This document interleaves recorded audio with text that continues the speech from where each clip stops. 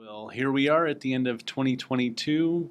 As we close out this year and head into 2023, I just wanted to give everybody an update on what we accomplished through 2022 in Fire and Life Safety section here at the Colorado Division of Fire Prevention and Control. So just before I start, I want to thank all of our stakeholders and partners for all the help and support you've given us throughout the years, even through 2022 here. I also want to thank all the members of the Fire and Life Safety section for all the good work they did. And speaking of that good work, I just wanted to provide everybody with some numbers of what we accomplished this year. So as you know, in the Fire and Life Safety section, primarily what we do is we do plan reviews and inspections. And for inspections, for construction inspections through 2022, we did a total of 1,918 construction inspections. Now that's divided between both our building code branch and our fire prevention branch, and it's almost equal between the two. But then our fire prevention branch also does maintenance inspections. So those are the inspections that occur after a building's been built, making sure that it's staying up to snuff. And for 2022, we conducted just at 560 maintenance inspections. Along with that, for 2022, we conducted 2,095 plan reviews. So that's, again, both on the fire prevention branch side and the building codes branch side, looking at building fire and life safety codes and applying those to the facilities that we regulate. So just wanted to give all of our stakeholders and everybody else an idea of what we're doing throughout the year. But to that, the team goes over and above in many areas. And so I wanted to share some of those specific details or those special significant events that occurred throughout the year. And that started, as you may all remember, with the Marshall Fire. The Marshall Fire actually occurred in 2021, but our activities continued on into 2022. And that included our lead investigator continuing to help do the investigation on that fire. So Dawn Tullis, our lead investigator, along with her partner JoJo, assisted with that investigation. And on several occasions, our accelerant detection canine, JoJo, was used to try and help find the origin of that fire. So then along with that, we had another canine helper. So Mark Remy, one of our building inspectors, he actually is a therapy canine handler through the Alliance of Therapy Dogs, ATD. And he actually went out to that community and went to several of the schools in the communities affected by that fire and took Otis, his Yorkshire Terrier, and made several stops to help out the children who were affected by that fire and provide Otis to help calm them and help them better understand what took place during that fire. So we were happy that we were able to provide help in both those instances. Every year, and I'll get into this in more detail later, but every year we hold 3 different events, one of them being CRR Week. And for CRR Week this year, for the first time ever, our team developed a CRR calendar. And what it did is it detailed each month different steps of the process for community risk reduction and laid out a path towards developing a program for your own community. And so it really helped to do that. And along with that, we got recognition internationally to the point where for their conference in February of 2022, Vision 2020 asked to hand out that calendar to every attendee. That's a big deal for us because Vision 2020 is a leader in community risk reduction, and to hand out our calendar to all attendees of their conference just spoke to how much the professionals on this team are making a difference. So along with that, I wanted to point out that the same group that worked on that calendar worked on CRR Week and held an event at one of the colleges or universities here in Denver.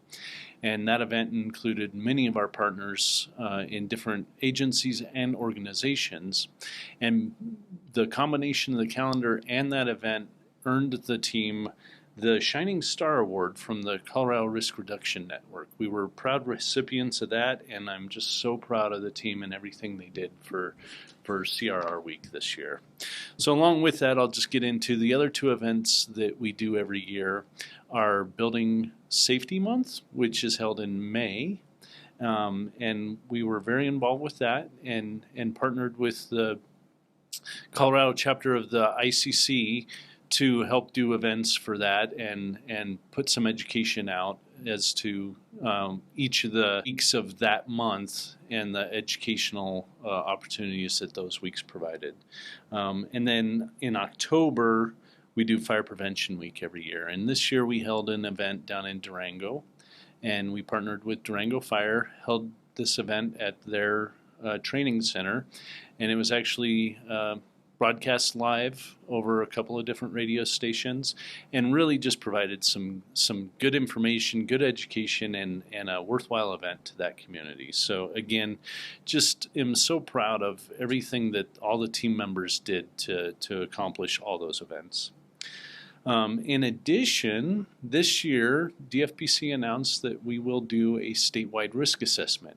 That risk assessment goes into helping communities with their community risk assessments. We're just doing it at a state level where we're pulling together all the information and creating an assessment of the risk for each of our communities so they can use that in their community to develop programs and different processes for addressing that risk in their communities.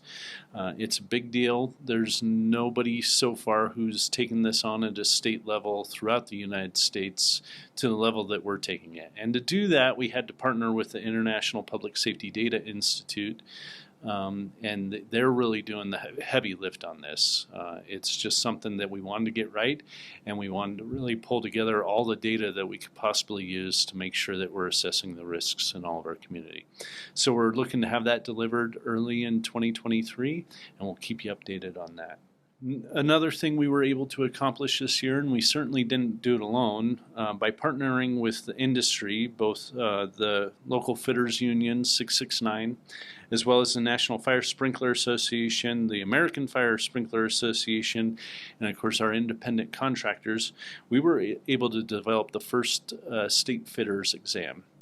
This state fitters exam is an exam that we're able to offer in addition to the other exams that are offered out there. But this is one that we were able to develop and we're able to offer in a couple of different locations. And one of the big things we were able to do with this is translate it into Spanish and offer it in Spanish. So hopefully all of our fitters in the state are finding this as a benefit, and we'll continue to offer it and expand the locations that we do offer it in 2023. Other big news that occurred in 2022 is we had the second successful year of the Colorado Fire Marshals Symposium. This is a symposium that is held during the Colorado State Chiefs Fire Leadership Conference, which is the largest conference this side of the Mississippi for firefighters or for fire professionals. And we were happy to develop a whole path for our fire marshals and prevention professionals for this.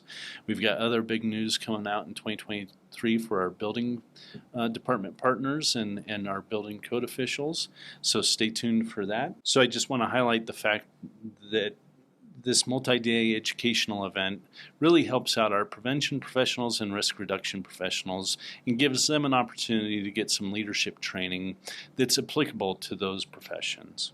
So additionally, I want to highlight two other awards that we received in the section. The first went to our lead fire investigator, Dawn Tullis. She received the 2022 Fire Investigator of the Year from the CIAAI, which is Colorado's International Association of Arson Investigators.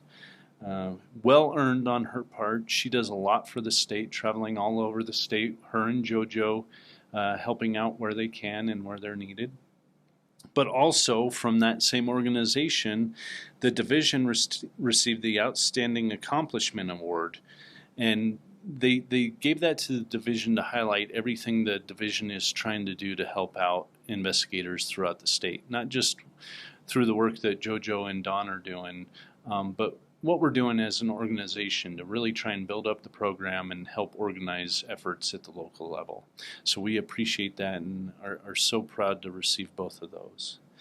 The last thing I want to bring up is, towards the end of 2022, we had the RSV hit Colorado pretty hard. And along with that, our hospitals, especially the hospitals that intake children, started to become overwhelmed pretty quickly. And so they needed to expand pretty quickly and be able to take on additional